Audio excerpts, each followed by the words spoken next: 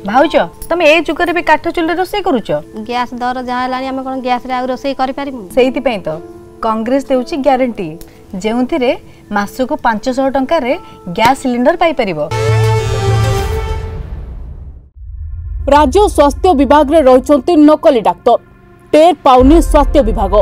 राज्य रे केमिते चलीछि स्वास्थ्य सेवा सोर रे एबे नकली डाक्टर को पर्दाफाश होईछि निजको मेडिसिन और किडनी रोगी विशेषज्ञ डाक्तर भाबरे परिचय दे विभिन्न मेडिसिन स्टोर रे बसी रोगी जीवन सह खेलुचंती ए नकली डाक्टर लागिछि नेमप्लेट सह रजिस्ट्रेशन नंबर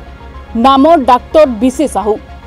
मेडिसिन एवं किडनी रोगी विशेषज्ञ बोली दर्शा जाइछि किंतु रजिस्ट्रेशन नंबर टी को सरकारी वेबसाइट रे मारिले बीसी साहू को बदल रे डाक्टर ज्योति प्रधान कर नाम बाहरुछि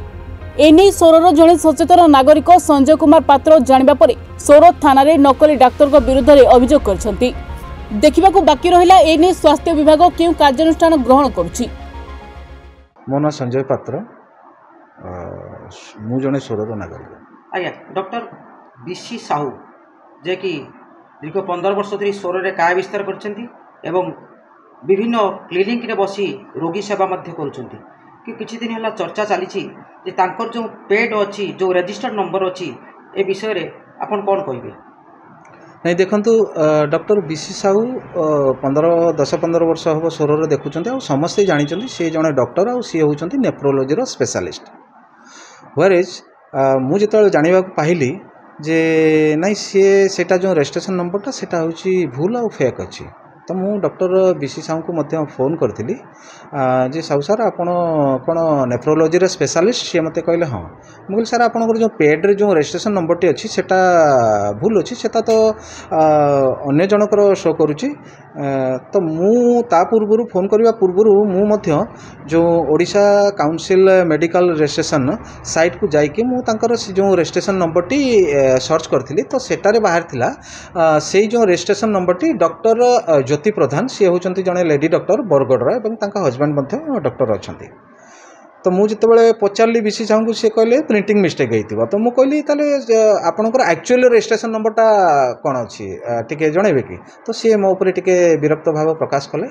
तो मुझे कही मुझे जब मत न जनइबे मुझे काली आपण एगेन्स्ट रे कंप्लेन करी पुलिस स्टेशन में तो सी मत से खातिर कले सी कहले ठीक अच्छे आप करूँ कि जायज ना तो मुझे पुलिस रे इनफॉर्म करी सोर थाना रे मु आईआईसी को जाकि भेटी बीसी साहू को सबू तथ्य देइथिली मु लिखित